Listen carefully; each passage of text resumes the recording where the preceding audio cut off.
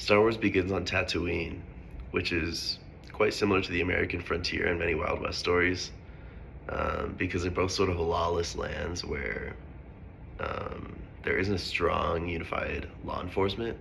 So people kind of have to take the law into their own hands, and it leads to the formation of crime syndicates such as the Hutts, who end up making the laws and enforcing them.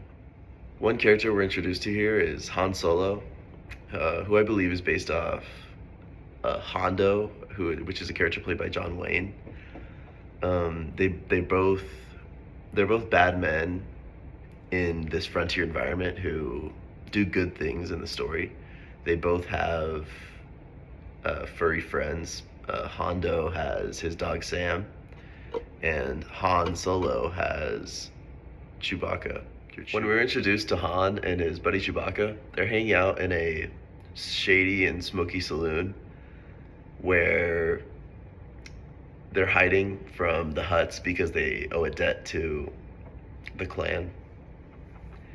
And in this setting, they are approached by a bounty hunter named Greedo, and Han and Greedo have a sort of duel that plays out just like a Western duel that you'd maybe see in a spaghetti Western, such as A Few Dollars More, where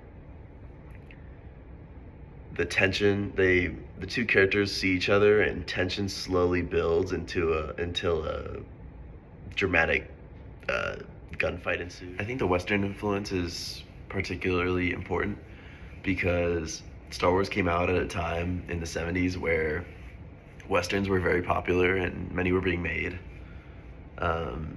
So George Lucas and the producers and the creators of Star Wars figured that if they put Western elements into the story, then the audience would really connect to it, like they have in the other Westerns of the 70s and late 60s.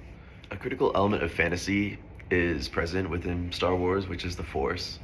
The Force is, at least not in the first movie, it's never explained or made scientific at all.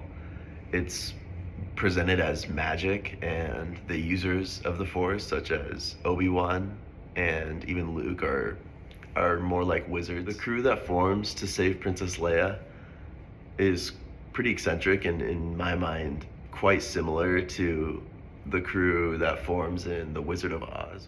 These characters stumble into each other sort of by fate, and they all have their own goals, and they all achieve their goals by completing their quest together.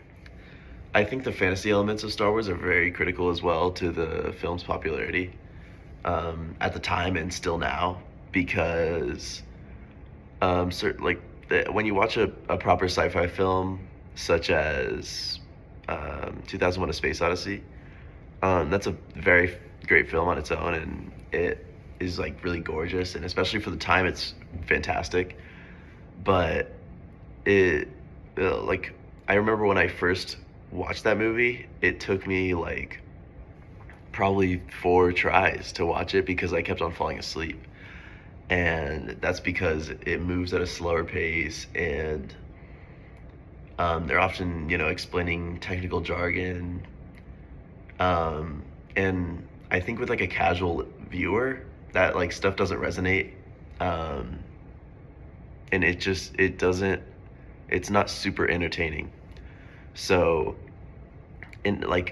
for Star Wars to be able to resonate with like casual viewers, with younger audiences, I think it's very important that like things like the Force aren't really explained; they're just shown as magic. I think that's a really important aspect of the film. Even further, I think that it works much more as a fantasy than a sci-fi, because many sci-fis of the past century have been kind of made not obsolete, but sort of irrelevant. Like the technology in the sci-fis are sort of becoming true, especially with AI.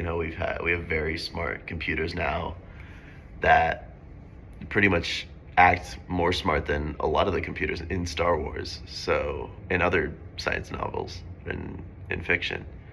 So I think having a like a real fantasy aspect of it is really important because that can never be phased out. Like the Force will never exist, and I think that's really important because viewers can still watch it today and be like, "Wow, the Force is cool," instead of being like, "Oh, like we have it."